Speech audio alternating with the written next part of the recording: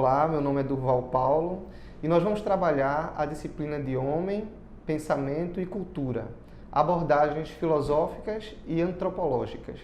Para isso nós vamos desenvolver 4 competências. Nós vamos falar sobre o devir humano, a importância da linguagem na educação, relacionar aspectos do trabalho, dos valores e da prática cultural e estabelecer relações entre a prática cultural e a educação para a cidadania. Espero que sejam momentos agradáveis e vamos desenvolver agora a primeira competência. Então vamos começar falando sobre o devir humano. Para falar sobre devir, a gente tem que voltar um pouco na história. Temos que regressar para a Grécia Antiga. E antes mesmo de falar do devir com o filósofo Heráclito, temos que pensar primeiro em Parmênides, que ele tinha uma concepção diferente. A ideia dele era a seguinte, é que as mudanças que nós percebemos na natureza e nas pessoas, elas são um engano. Na verdade, existe uma permanência e uma identidade fixa. Quando Heráclito percebeu essas observações de Parmênides, ele fez uma leitura diferenciada. Ele disse que todas as coisas estão em constante mudança, num permanente vir a ser.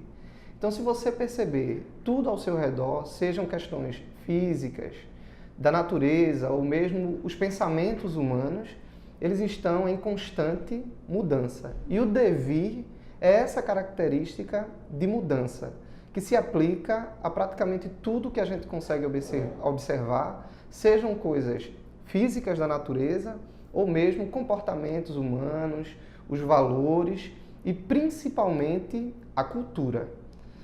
Se pensarmos há 50 anos atrás, se voltarmos na nossa própria sociedade há 50 anos atrás e compararmos com os dias de hoje, vamos identificar uma série de mudanças que vêm se desenvolvendo à medida que o tempo vai passando. Então, é próprio do humano a mudança e relacionando a essa nossa competência, é fruto do devir que proporciona essa não permanência dos elementos, dos conceitos e da cultura. Para exemplificar o conceito de devir, eu sugiro que você escute a música de Nelson Motta, interpretada por Lulu Santos, Como uma Onda. Se você lembra um pouco da letra, ela começa mais ou menos assim: nada do que foi será de novo do jeito que já foi um dia. Tudo passa, tudo sempre passará. Essa música, essa primeira parte, exemplifica bem o que se entende por devir. Todas as coisas estão passando, todas as coisas estão em constante transformação. E para a gente desenvolver um pouco mais essa competência, no próprio material vocês identificam o conceito de terra, homem e a concepção de humano. Terra e homem, segundo a filósofa Hannah Arendt, ela diz que terra está relacionada a toda a questão da natureza e o mundo às transformações que o homem implementou dentro do seu ambiente, dentro do seu universo. E para gerar essa transformação, nós temos o elemento da cultura, que são todas as características e todas as produções humanas de adequação ao ambiente em que ele está. E a gente pode pensar em 2 perspectivas: o homem individualmente e o homem em sociedade. Todo ser humano tem as suas próprias características individuais, no entanto, ele nasce dentro de uma sociedade, ele nasce dentro de um grupo que já transmite para ele, desde o seu nascimento, desde os seus primeiros anos, quais são os valores, quais os comportamentos, qual a linguagem, qual a língua que ele vai falar e como ele deve se comportar dentro desse ambiente social, dentro do mundo que ele já recebe construído, mas que à medida que ele vai crescendo, ele vai interferindo e também gerando mudanças nesse ambiente e, consequentemente, se transformando. Porque não é uma atividade passiva, ou ele apenas não é ativo dentro desse devir no mundo em que ele está inserido. Ao mesmo tempo em que ele faz as transformações, ele também sofre transformações, não só daquilo que ele executa, mas do que o seu grupo social faz dentro da sua vida, ao longo da sua vida, certo? Se ampliarmos o universo desse indivíduo, nós podemos pensar numa progressão que, assim que a criança nasce, o primeiro grupo social que ele está vinculado é a sua família. E deste grupo ele vai aprender noções básicas, conceitos iniciais, para que ele possa se relacionar bem dentro desse grupo família, dentro dessa sociedade menor. À medida que ele vai crescendo, ele vai ampliando as suas relações, seja com as pessoas do seu bairro, da sua rua, até ir para uma escola, e aí ele vai entrar em contato com uma diversidade de comportamentos, onde ele vai poder comparar, e aí isso vai proporcionar um desenvolvimento para ele, um amadurecimento, e comparando aquilo que ele aprendeu na casa dele e os seus valores, e aquilo que é ensinado em outros grupos familiares. Mas não para aí. Nós fazemos parte de um estado, de uma região, de um país, estamos em um continente e, consequentemente, fazemos parte desse mundo, do globo total. E passa a existir um problema quando nós pensamos a cultura de maneira etnocêntrica, que seria a valorização de um comportamento em detrimento de outros. Se avaliarmos o movimento internacional, nós vemos que alguns grupos, e historicamente, alguns grupos valorizaram a sua cultura de forma extremada ao ponto de subjugar e de perseguir aqueles que não têm a mesma fé, a mesma opção política, as mesmas escolhas, causando preconceito, discriminação, racismo.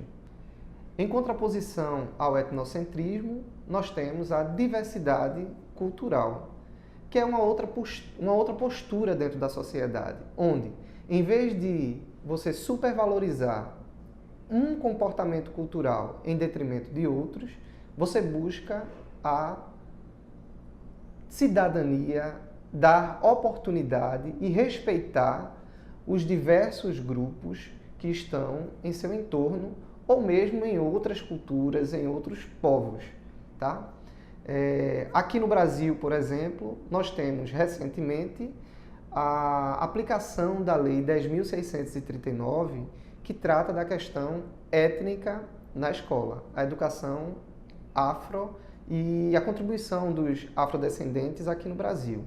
Durante muito tempo, a gente teve uma resistência por parte dos currículos de trabalharem esse tema e, consequentemente, a oportunidade de valorizar a diversidade cultural, sejam as questões religiosas, os valores e toda a contribuição que os africanos deram. Enquanto não se tratava abertamente o tema, ou apenas se observava uma perspectiva que era a da vida do africano aqui no Brasil, como escravo e explorado, se perdia toda a contribuição ou a devida honra ao que os africanos fizeram aqui no Brasil, de toda a contribuição que eles deram para a cultura brasileira como um todo, tão salientada nos livros de Gilberto Freire, pernambucano, sociólogo, onde ele faz um levantamento de toda a história, não só do negro, mas também do índio e do português, implementando ou desenvolvendo argumentos da contribuição não etnocêntrica, mas valorizando a diversidade cultural e relacionando ao conceito de devir, a gente vive recentemente uma valorização da diversidade cultural em contraponto ao etnocentrismo. Para concluirmos essa competência, queremos valorizar a instituição da escola, como já foi dito antes. A escola tem um papel significativo na nossa sociedade moderna. É nela que são aprendidos alguns conteúdos que a família não tem a competência ou a habilidade de desenvolver. E aí existe um espaço próprio onde os jovens eles vão ser inseridos para aprenderem valores e conteúdos que contribuirão para a sua formação enquanto humano. Mas além dos conteúdos que são trabalhados em livros didáticos, que são ensinados pelos professores, daquilo que eles aprenderam na universidade, através de uma transposição didática, tentando alcançar os seus estudantes com expectativas de aprendizagem, existe um outro conteúdo que é a própria vivência naquela comunidade, onde é o primeiro grande encontro deste jovem com uma diversidade cultural. Numa mesma escola, ele não apenas vai encontrar jovens na sua mesma idade do bairro onde ele mora. Possivelmente existe uma diversidade de gerações, a começar do professor, da gestão, de quem cuida da limpeza da escola e também das diversas séries que existem dentro desta instituição.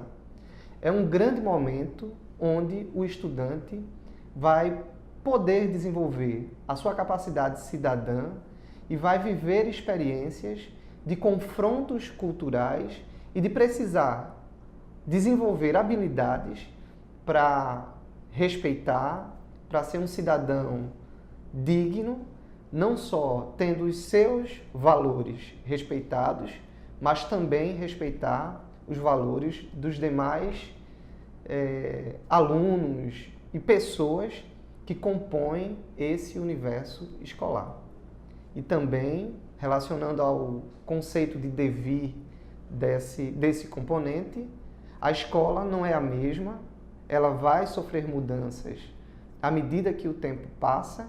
Basta você lembrar o tempo em que você estudou, em que você era estudante do ensino fundamental ou médio, e vivendo a realidade de hoje da escola dos dias atuais, você percebe mudanças, seja na postura do professor, seja na estrutura do currículo.